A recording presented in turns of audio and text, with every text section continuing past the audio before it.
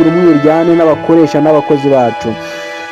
Mwami mwiza rero ndakwingingira kugira ngo nk'uko wandikishije ijambo ryawe ukavuga ngo ibyo tuzasaba mu izina rya Yezu Kristo tuzabihabwa, nyemera rero ubwoko bwawe bwumvise neza mwami amagambo yawe, bwumvise neza ko ukiza, uje gukiza, uje kubohora. Reka imitima ice bugufi mwami, batekereje mu mitima ibyo bakugiriye bidatunganye.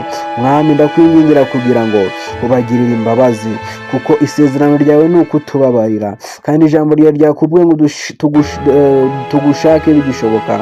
None dore dupfukamye imbere yawe, tugarutse munsi y'umusaraba, kandi turabizi neza ko Kristo yababariye igisambo igihe yarabambanywe nacyo ku musaraba.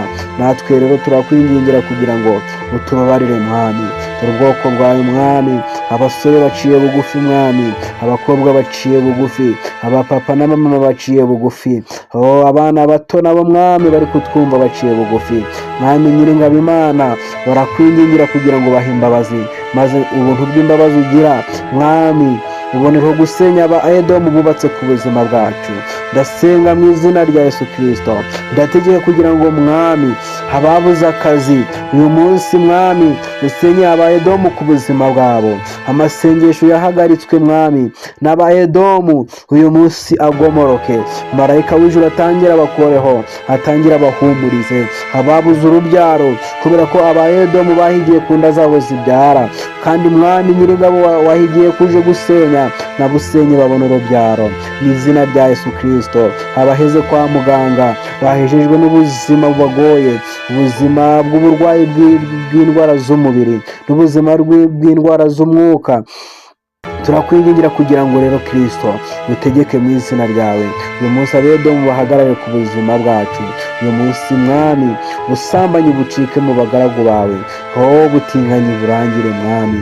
Nubishaka Kristo uyu munsi ushyireho iherezo ku Abedomu bubatse ku buzima bw'abantu bawe, abari kumva ubutumwa Kristo mbasabiye kubohoka mu izina rya Yesu Kristo. Niwe wandikishije amagambo yawe, ibyo tuzaboha ngo bizabohwa. Uyu munsi mboshye nyatsi na karande, mboshye mwami abadayimoni babuze urubyaro, mboshye mwami abadayimoni batera kwiheba no kwiyahura, mboshye bya bindi byose mwami, bya bindi byo kuvuga nk'uko umwaka utashye abantu bakubitwe n'inkuba, abantu biyahure, abantu bicwe n'uruzi, byose turabihagaritse mu izina ryawe. Twizeye urukundo n'ubutabazi bwawe. Urakoze Kristo, izina ryawe rishyirwe hejuru. Haleluya. Reka tuzahura undi munsi mwami dushima imirimo n'ibitangaza wakoreye